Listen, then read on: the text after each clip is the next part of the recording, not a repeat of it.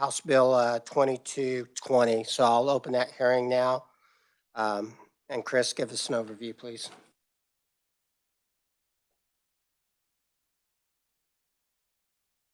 Hey, Mr. Chairman, Committee House Bill 2220 permits local authorities jurisdiction over city residence districts to lower the speed in such districts to 25 miles per hour without an engineering and traffic investigation.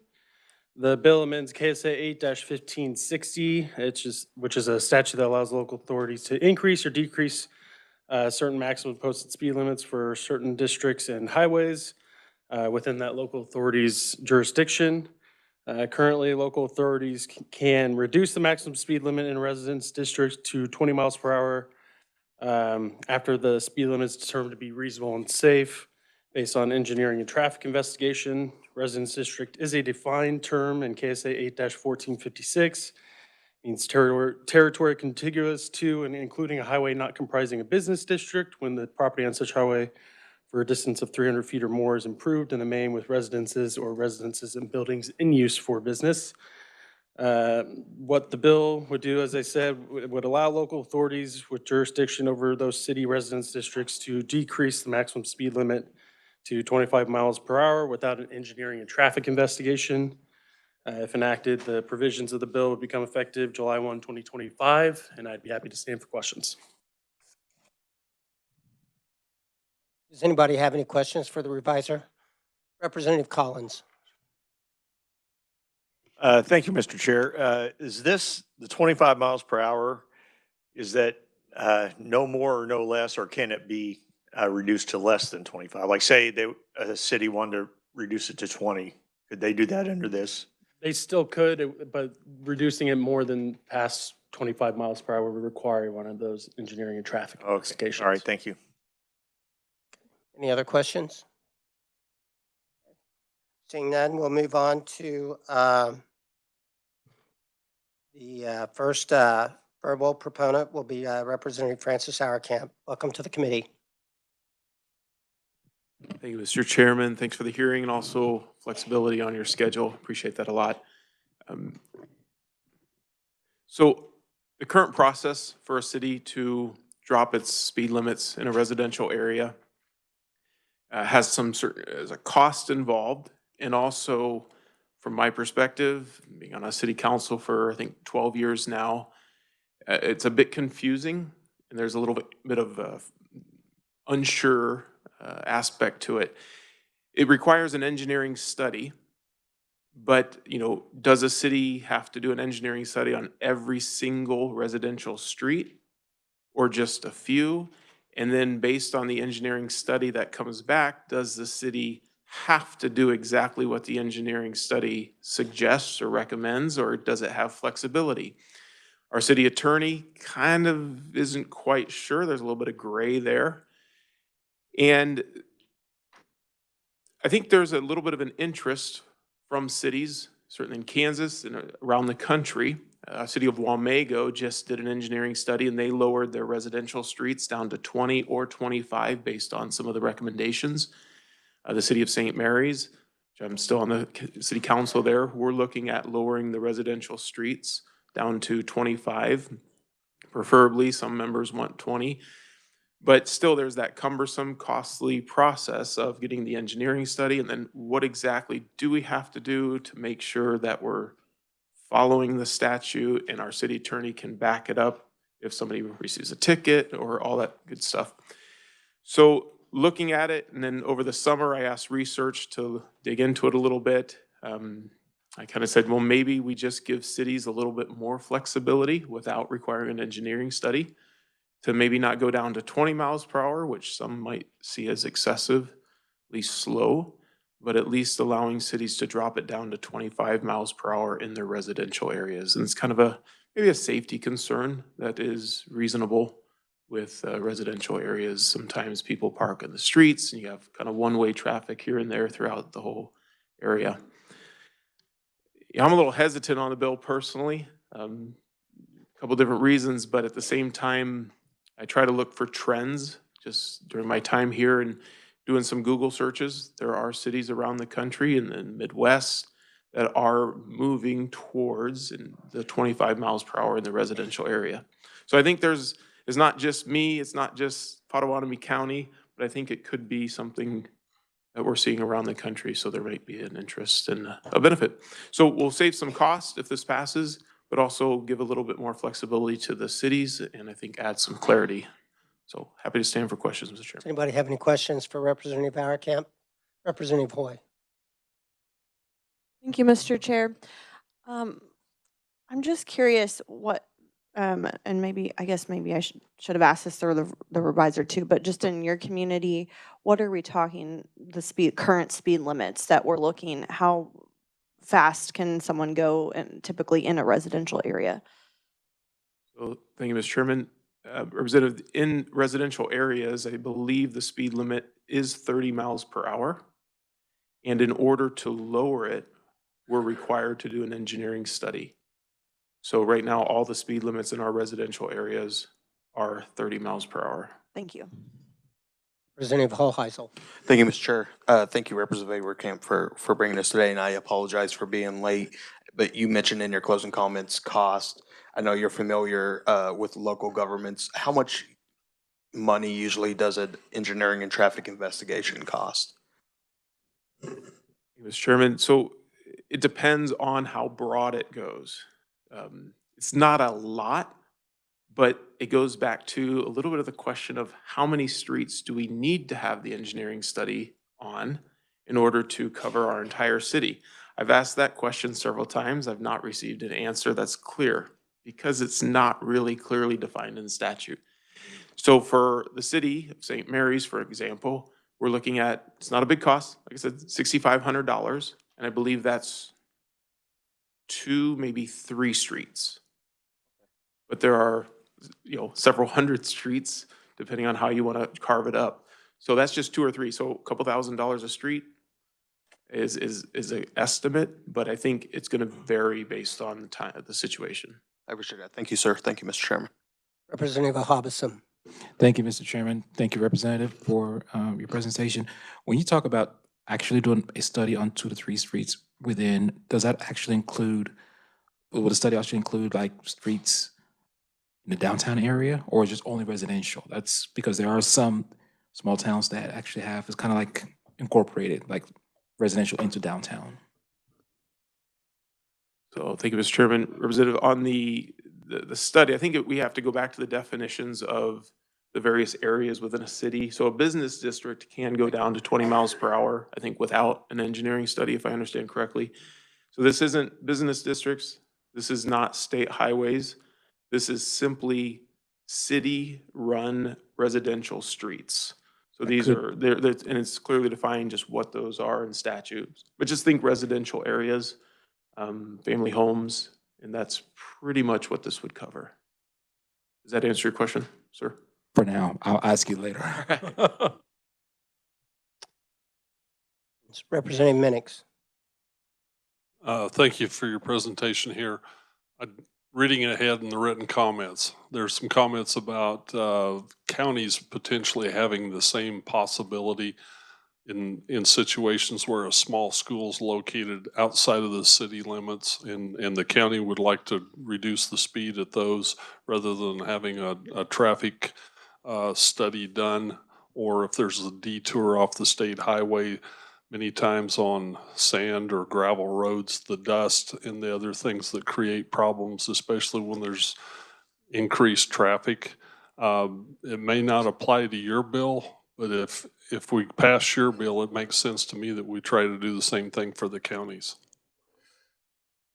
Thank you, Mr. Chairman. So you served on county commissions, Representative, so I would defer to your better judgment because I'm not very familiar with the rules on speed limits in the county streets, but whatever you want to do, all in favor, as long as this little part stays on. All right, committee, any other questions? Representative Bohai. Thank you, Mr. Chair. About how long does it take to have the study done by the engineers? Like, how much time will this save us? Thank you, Mr. Chairman. So, I think it's the lead time of the engineering companies vary a lot. In past years, the engineering companies that we work with, and we work with several very reputable engineering firms from Manhattan to Topeka and the area, and they are very busy to where it could take several months to get some of these projects done. Obviously, if they're not as busy, they're hungry for those work. So I think I mean, we have projects that we've been working on for 6, 7 years as far as infrastructure projects, sewage lines and things like that.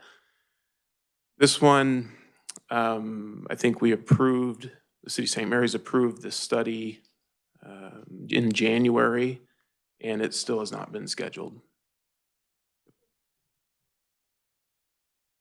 Any other questions? All right, seeing none, thank you very much. We'll let you get to your committee.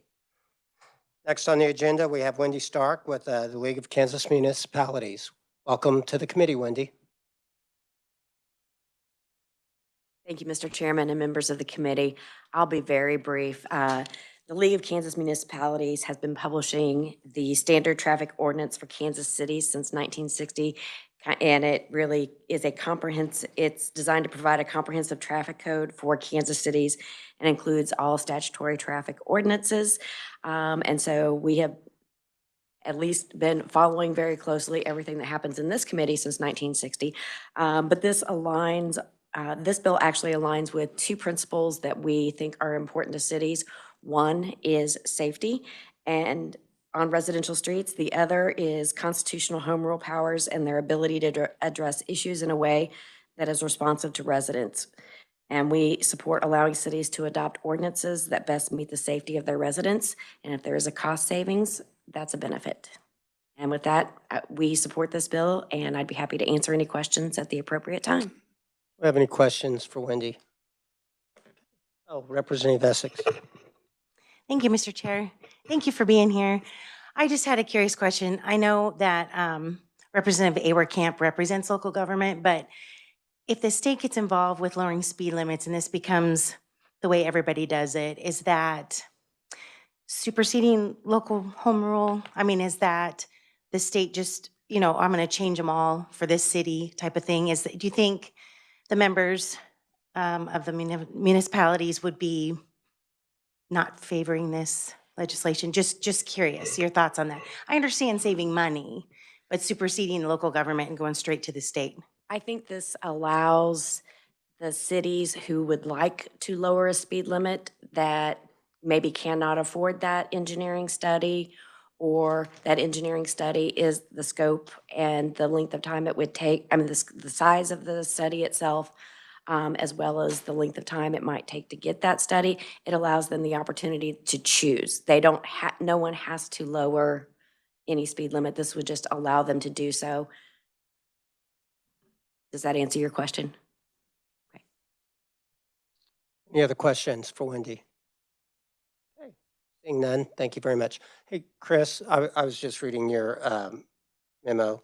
Now, your memo, the way it's written and the way that this bill's written, if they change it to 25 in a residential area that borders a state county highway, is it your opinion then that the speed limit for that state highway would also go down to 25?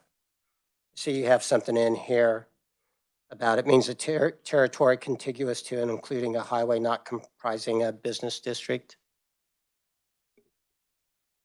So, yeah, that was the definition for what a residence district is. So it would still just pertain to roads and highways, as it's kind of, that highway is a broad term in the Uniform Act to include roads, but it's just for local authorities that have jurisdiction over those city residence district streets and highways. So it would not apply to a state highway that bordered a residential district? No. Okay. I just wanted to make sure. I know that's one of those unintended consequences sometimes. Okay. Committee, I'll also draw your attention to written-only testimony from Sherry Grogan, private citizen. And with that, is there any other proponent testimony? Is there any neutral testimony? Is there any opponent testimony? Seeing none, we'll go ahead and close the hearing on House Bill 2220. Next, we'll return to our regular order of business, and I will open the hearing on House Bill 2263. Chris, would you give us an overview?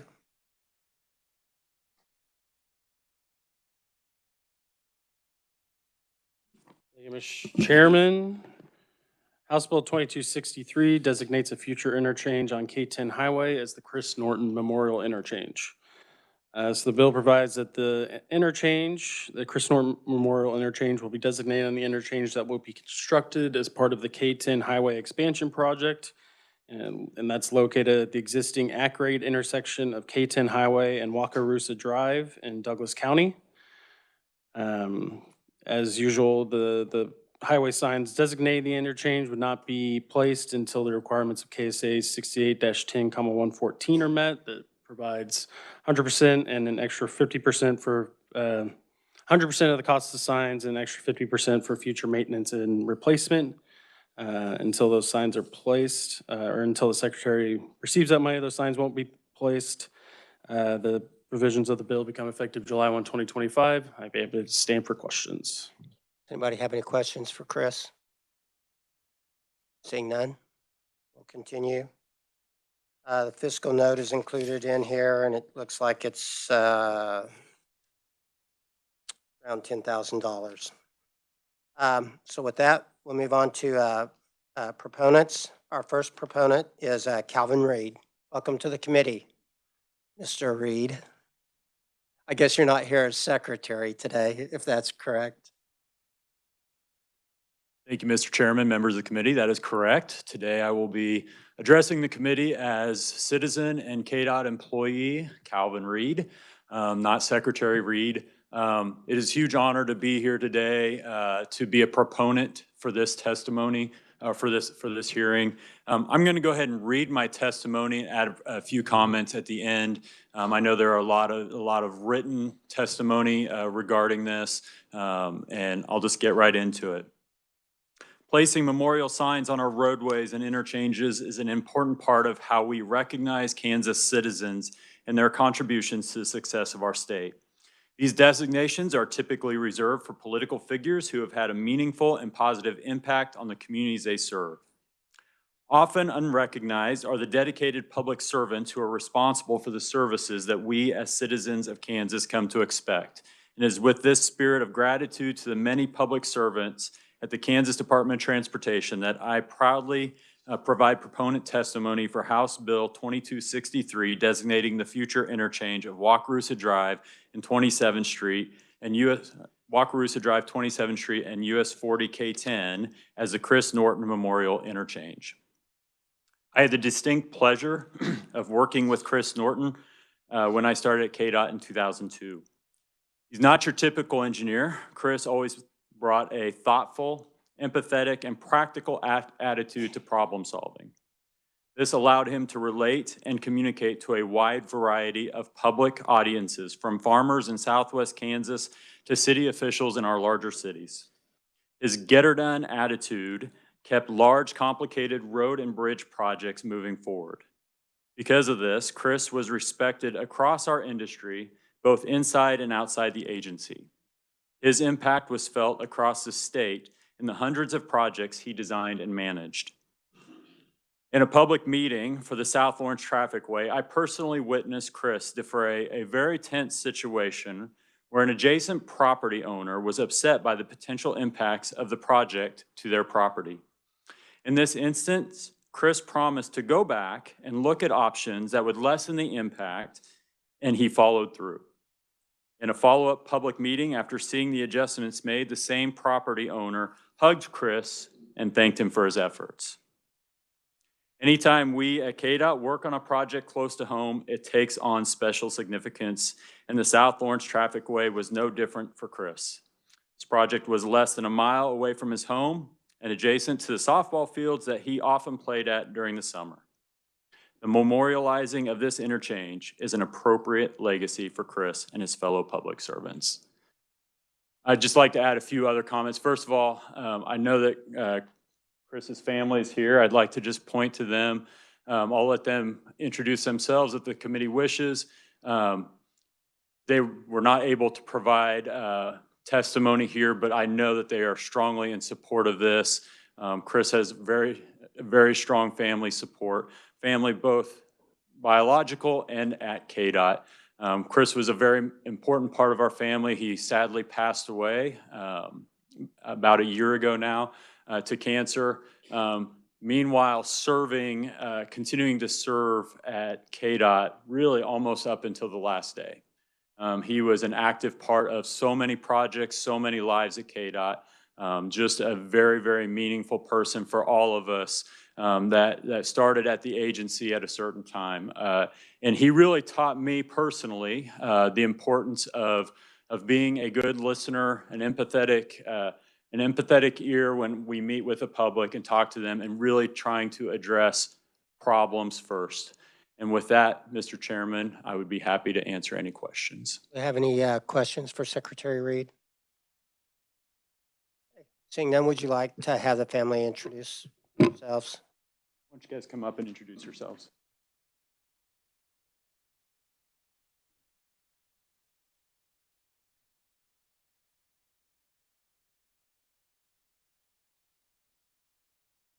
Hello, I'm Derek Norton. I'm Chris's second son. Yeah, KDOT was like a big part of his life. A lot of wonderful folk who worked there, and they're all really family to us. My name is Will Norton. I am Chris's fourth son. I don't have much else to say. But. I'm Susie Norton. This meant so much to him when he was told that this was a possibility. It was just a few days before he passed, and it brought things full circle for him. And I never dreamed that this could even be possible. We had so much support from everyone that worked with him. So many friends and coworkers, and it didn't take us very long to raise the funds that we needed for this. I think it took 10 days, and I think we raised $15,000 in 10 days. So that's just a testament to his colleagues and how much he meant for all this. So, and I wanted to say too that one of our sons wasn't able to make it today, but yeah, he's in support of it too. So, all right, thank you. Brett Norton, Chris's oldest son. Yeah, as long as I can remember, KDOT ran through his blood. State of Kansas ran through his blood. Yeah, thank you guys. I'm Lily Norton. I'm his daughter. Final. I wrapped it all up. That's just what they were waiting for. I just want to say that every single project my dad had so much impact on him and the places that he served. I always remember I could ask him, how do I get here? Do you know where this is on a map? And he could tell me where it was, what's near it, what projects he worked on. And it was just something that I always remember. And I remember taking walks with him, even outside of his work time, to go look at places where he was building. And it meant a lot to me just to see his dedication. And one last thing is that up until his death, he really did talk to his members. I remember just like being near him and helping him, his phone going off. He could barely seem to move, but he was answering his phone. He was communicating with his coworkers who really depended on him. So I want to see the soul of him in this project, because it really is. And I want to see a new life carry on with what he did with his work. Thank you.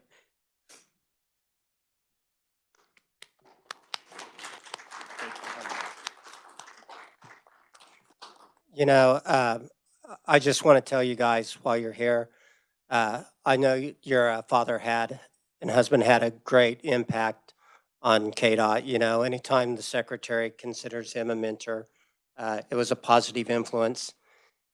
And also, you know, I recently got a study just the other day, and Kansas ranked #1 for highways across the state. And a big part of that's because of your dad. So thank you very much. Representative Hoheisel. Thank you, Mr. Chair. Quick message or quick question for Secretary Reed. Just reading the fiscal note here says $9,020 expenditure from KDOT. Is that just installation cost, or what's that 9,000 expenditure? Yeah, thank you for the question. This is for any of these memorial bills. That cost is for the installation and also the long-term maintenance of that sign. And I believe the family said the funds for the 13,500, they've been adequately raised at this time? Yes, that is Okay. correct. Okay, thank you. Thank you, Mr. Chairman. Any other questions for the Secretary? Okay. Seeing none, thank you very much. Next on the agenda, we have Jordan Herbert. Jordan?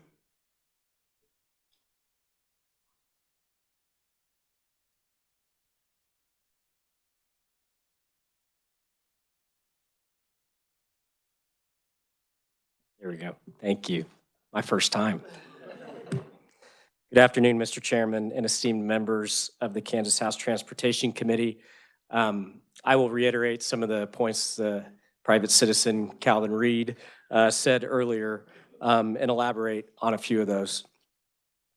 My name is Jordan Herbert. I'm a lifelong Kansan, born and raised in the northeast part of the state. I attended the University of Kansas, where I earned my Bachelor of Science in Civil Engineering. It's where I met my future wife. We are now married and have 2 beautiful little girls, 6 and 4, and we reside in Johnson County. I'm a licensed professional engineer in the state of Kansas. I work for a consulting firm, H&TB Corporation, and I've focused my nearly 15-year career serving the Kansas Department of Transportation, Kansas Turnpike Authority, and municipalities throughout the state on transportation infrastructure projects. I also serve as the design consultant project manager for KDOT's South Lawrence Trafficway Project, or SLT, which is the project the Secretary was referencing, in Lawrence and Douglas County, Kansas. And this is why I'm before you today providing proponent testimony for House Bill 2263. Chris Norton was the project manager and lead KDOT representative for the SLT project. In my role, I worked closely with Chris in advancing the project and got to know him both professionally and personally, and like to think that we are not only colleagues, but friends. It was a privilege working with Chris in advancing the project.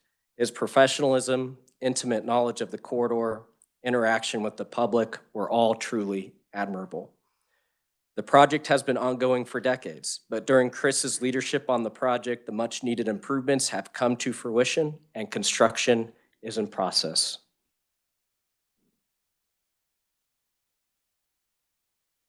In Chris's 33 years with KDOT, he led or contributed to over 270 projects across the state, touching 86 out of 105 counties.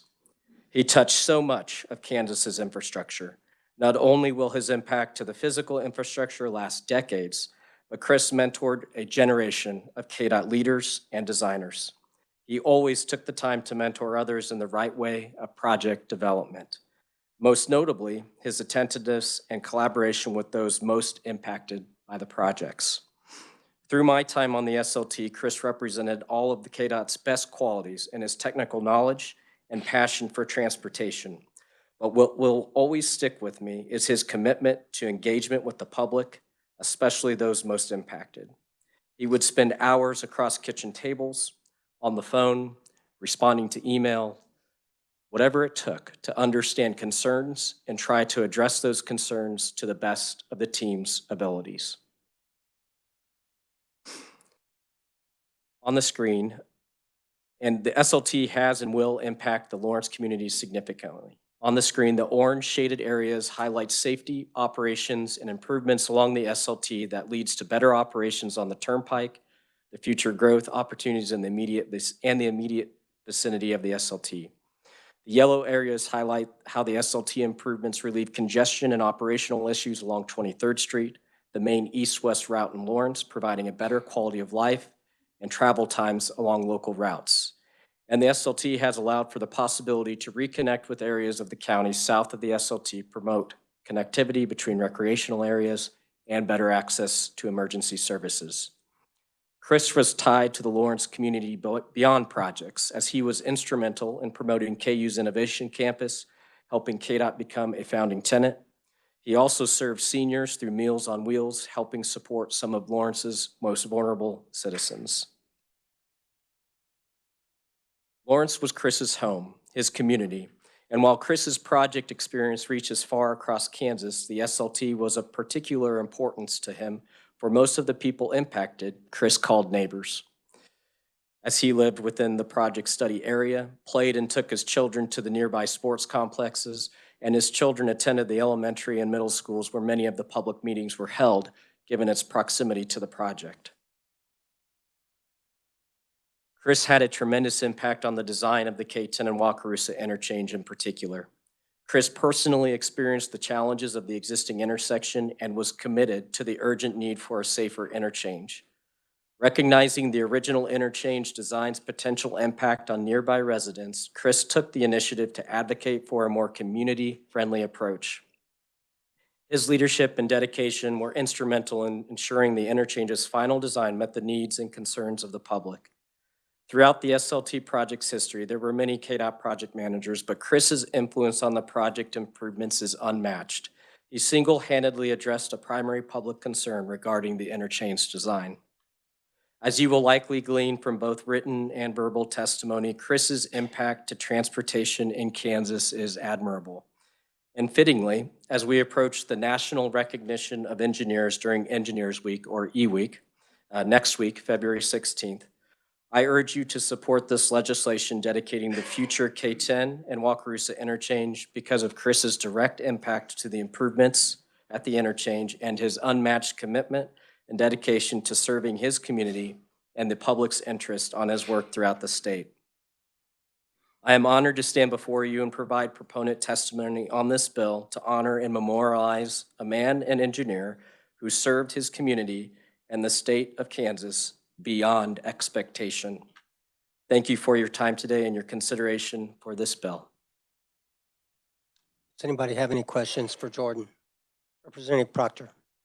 Thank you, Mr. Chairman. You had a map with kind of all the projects that he impacted. I'd love to know what he worked on in Leavenworth County up there, if you don't mind getting me, if you know it off the top of your head, go ahead.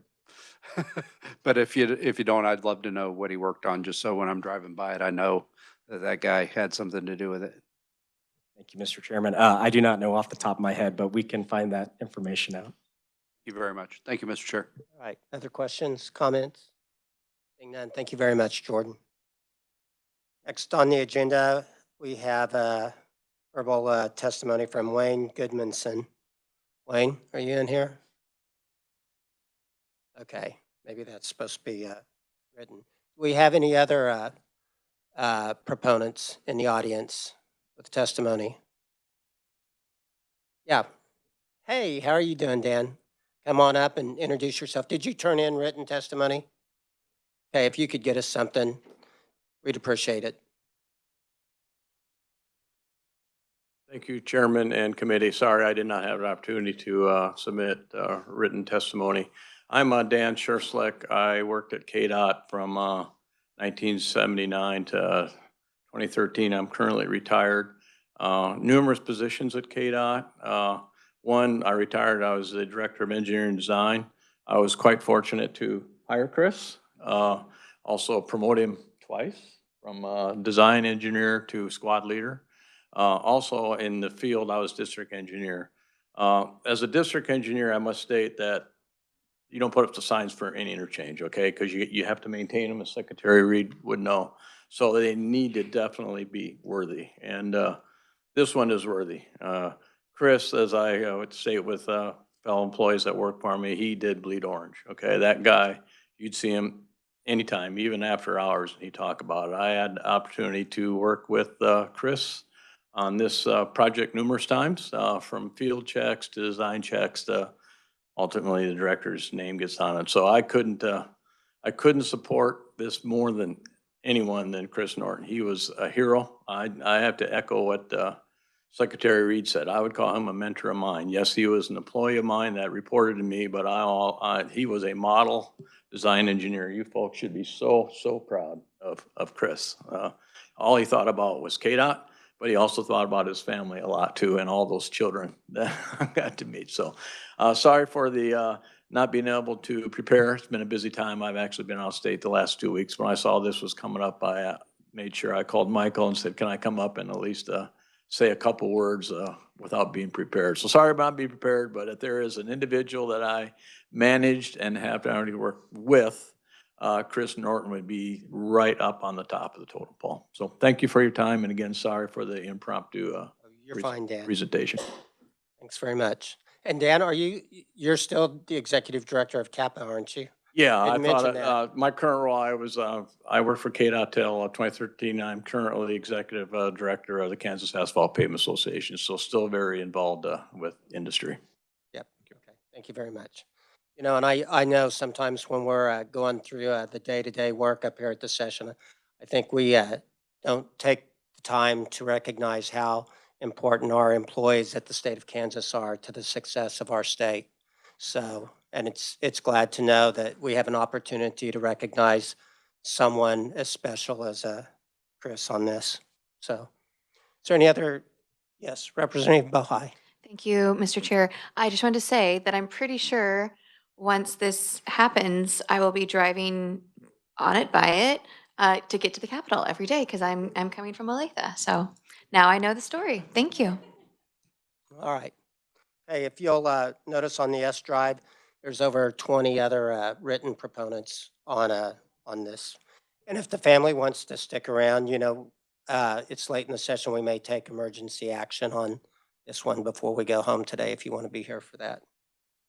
Okay. Is there any neutral testimony regarding the bill? Is there any other proponents that I don't know about in the audience? Okay. Is there any opponent testimony? All right, seeing none, we'll go ahead and close the hearing on House Bill 2263. Next on the agenda committee is House Bill 2289. Chris, would you give us an overview, please?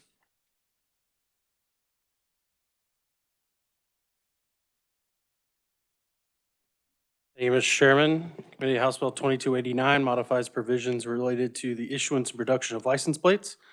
Section 1 amends KSA 8-132, which is a statute that provides requirements for the issuance of license plates and personalized license plate applications.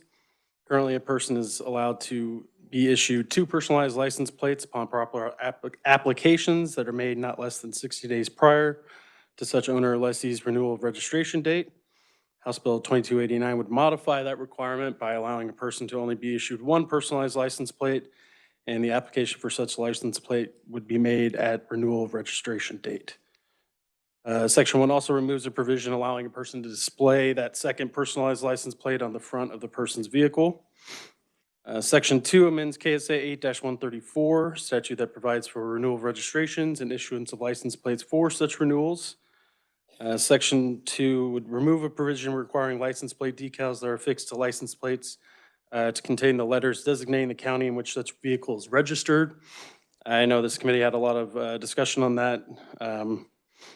That county of designation decal last session. I did want to note KSA 8-1,223 was enacted last session. That does require the county of registration to be printed on a license plate or designated by an affixed decal for license plates that were not approved for production issuance by July 1, 2024. This bill is not amending that statute. Then moving on to Section 3, this amends KSA 8-147, which is a statute that provides requirements for the manufacturing of license plates. Section 3 removes a similar provision as Section 2 for decals that identify the county of registration. It inserts language that the license plate decal shall identify expiration information consistent with KSA 8-134. Another provision is removed in Section 3 that specifies the quantity of license plates and decals to be furnished to each county and the formula for that amount, so that's stricken. And the bill also inserts language providing that license plates be shipped directly to customers who are supposed to be issued such license plate for a digitally fulfilled license plate order. Provisions become effective July 1, 2025 if enacted, and I'd be happy to stand for questions. Representative Hoheisel. Thank you, Mr. Chair. Thank you, Chris, for that breakdown. The bill would remove the option for displaying a second license plate on the front of the vehicle. And this may be a question for our proponent, but would this would not criminalize in any way? If we find an avenue where a person can purchase that second license plate and wants to display it on the front of the vehicle, that would still be allowed, is that correct? I know there may be not a mechanism to where they can purchase it now, and this bill may take that away. But if we did find an avenue where if a person wanted to purchase that second license plate to display on the front of the vehicle, that would still be allowed. What kind of license plate are you referring to, I suppose? Well, the personalized license plate. Well, I mean, it's just saying, it's stating that such personalized license plates shall be displayed on the rear of the vehicle, and it is taking away that option, and you can only have. So right now, I guess in current law, can you just display it on the front of a vehicle? Yeah, if you're issue 2, the language that's stricken is 27 through 31. It says that the option of the owner or lessee, the other license plate may be displayed on the front of the vehicle, except that no registration decal shall be issued for that license plate. We should just do away with the county designation tag, but that's my personal opinion. Okay, let me look at this a little further. I may have questions later on, but Mr. Chair, thank you. Representative Proctor. Okay, so I want to make sure I understand what you just said. So right now, somebody can get up to 2 personalized license plate, and this would now limit them to 1? Correct. And then this would also do away with the county decal. Is that for every kind of license plate or just for personalized, or do I have the whole thing wrong? No, so the provision that's stricken just applies to the county designation that's printed on the decal. So as I said, that other statute, KSA 8-1, 223, still applies for any license plates basically that were designed and produced after July 1, 2024. So Decal you're talking about is the two-letter county designation, or? It's the expiration decal. Oh, okay, okay. So they're still going to have the 2-letter decal that says what county, but not, it won't also be on that renewal tag. Correct. From my understanding, those can be printed on the license plate now. Thank you, Mr. Chairman. Any other questions? Representative Delperdang. Thank you, Mr. Chair. I know someone with the last name of Diepenbrock, and it was like, I just went down the wrong hole. I understand. So if memory serves me, there are certain vehicles in the state where we allow the license plate to be on the front. Will this change anything if they have a personalized tag? This is just pertaining to personalized license plate. Right. And if you have a personalized tag, like on a cement truck that says A1 cement or something like that, I mean. Sorry, Representative, it's not amending any of those statutes that already allow for display of license plates on the front of the vehicle. Any other questions? All right. Seeing none, thank you very much.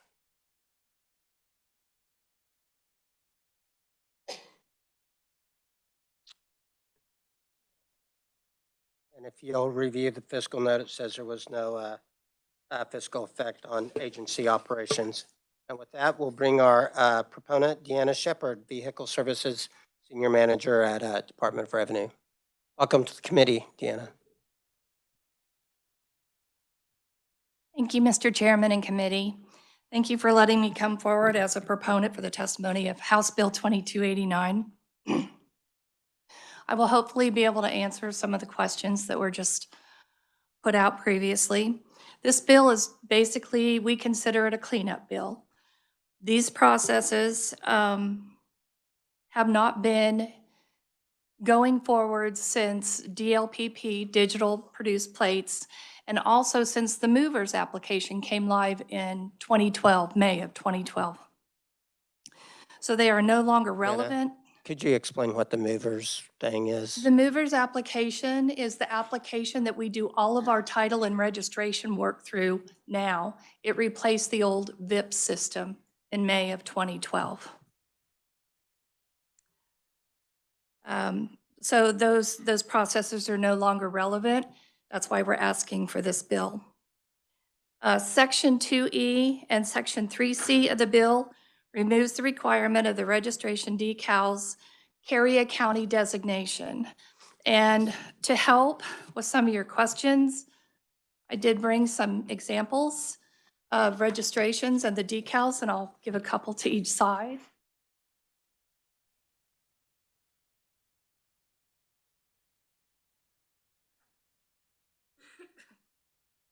You will note on those registration decals that the decal sticker is on the actual registration. It prints all as one piece. Therefore, the county designation is no longer needed, but what is the plate number on that decal must match the plate on the vehicle.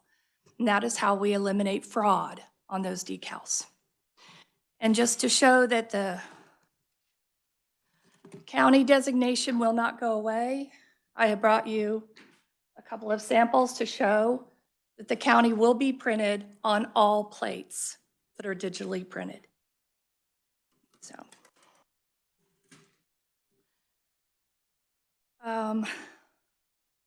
it only removes the requirement and the county designation be placed on the colored registration decal. The reason for the change is that the county designations are now digitally printed and they match the license plate. This change also updates the statute that reflects best current practices that the registration decal is printed on demand at the time of the registration.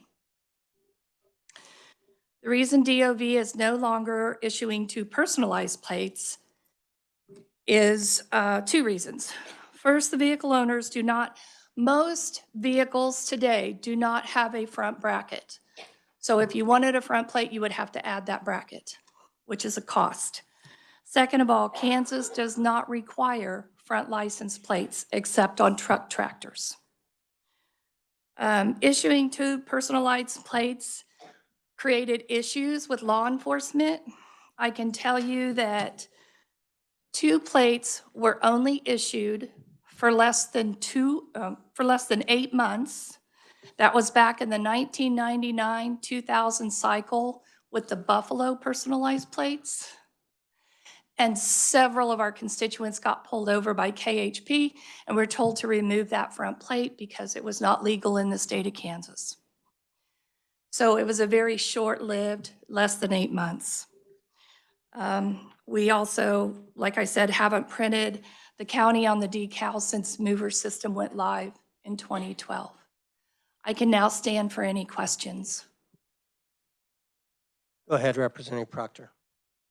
Oh, I guess I misunderstood the revisor. So a person could have two different personalized plates on two different vehicles. So like one that says, John and one says Jack, on two different vehicles. It's just, you're not going to give two of the same plate for a single vehicle.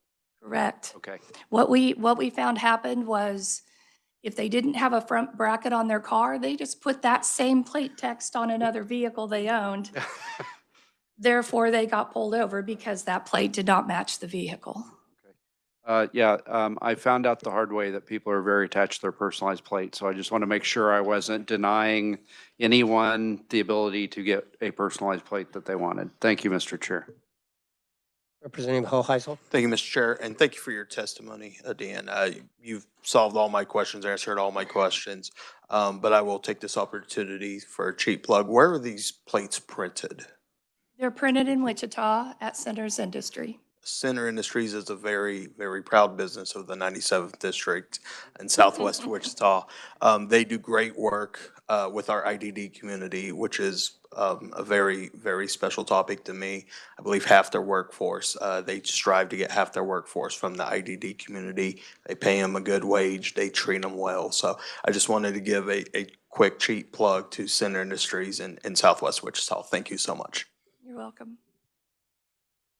We have any other questions for Deanna? Seeing none, thank you very much. All right, committee, I would like to definitely try to work HB 2263, the Chris Norton Memorial Interchange, if it meets with your pleasure. Representative Proctor? Mr. Chairman, I'd like to make a motion that we suspend the rules to work House Bill 2263. Second.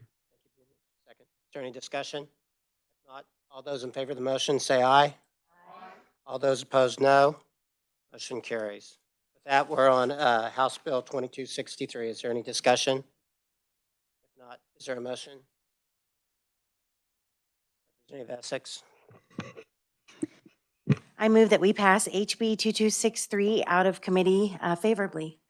Second by Representative, everybody. Representative Anderson? Is there any discussion? Not, would you like to move your motion? I move my motion. All right, all those in favor of the motion say aye. Aye. All those opposed, no. Motion carries.